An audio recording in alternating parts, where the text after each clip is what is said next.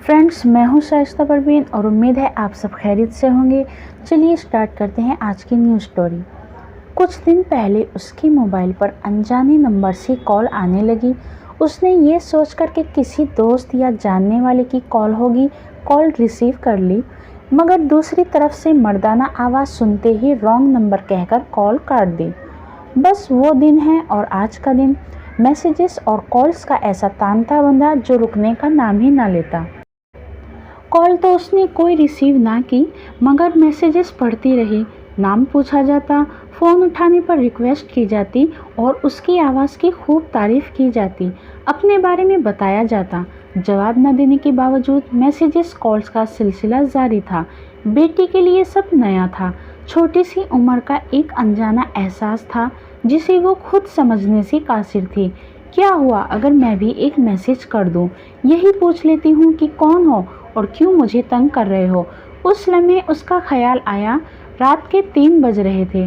कितनी ही बार उसने मैसेज लिखकर मिटाया। अजीब कश्मकश का शिकार थी। कोई उससे बात करने के लिए बेचैन था। ये ख्याल उसे न जाने क्यों एक अनजानी सी खुशी दे रहा था। आखिर बहुत सोचने के बाद उसने एक मैसेज टाइप कर लिया जिसमें उसने लिखा कि वो कौन है और रात की इस पहर क्यों तंग कर रहा है।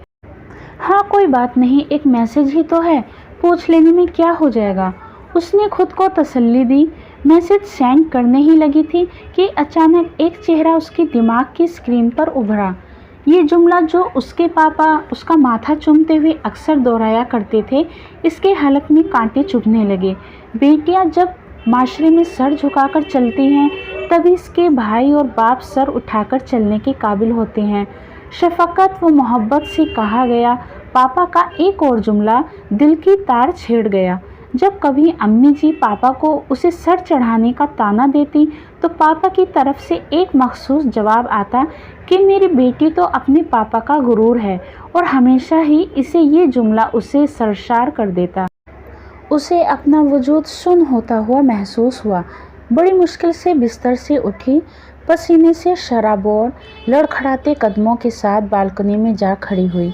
मेरी बेटी तो मेरा गुरूर है, मेरी बेटी तो मेरा मान है, मेरी बेटी बहुत बहादुर है।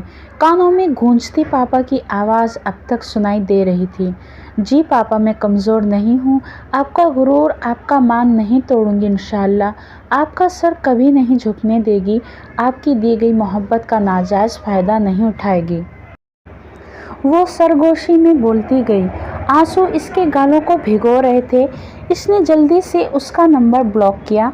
सुकून के एहसास के साथ उसने गहरी सांस ली और आसमान की तरफ देखने लगी। रात के आखिरी पहर थी, कुछ देर में सुबह होने को थी।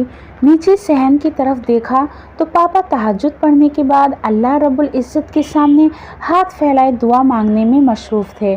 बाप अल्लाह से उसकी इज़्ज़त व आबरू की दुआ मांगे और अल्लाह पाक उसे गुनाहों की दलदल से ना बचाए, ये कैसे हो सकता था। उसे उस लम्हे अपने पापा पर बहुत प्यार आया। उनकी सेहत व सलामती की दुआ करते हुए वज़ू के लिए उठ खड़ी हुई। स्टोरी पसंद आई है तो प्लीज़ मेरे चैनल से जुड़ने के लिए सब्सक्राइब कीजिए। लाइक, कमेंट, शेयर करना ना भूलें।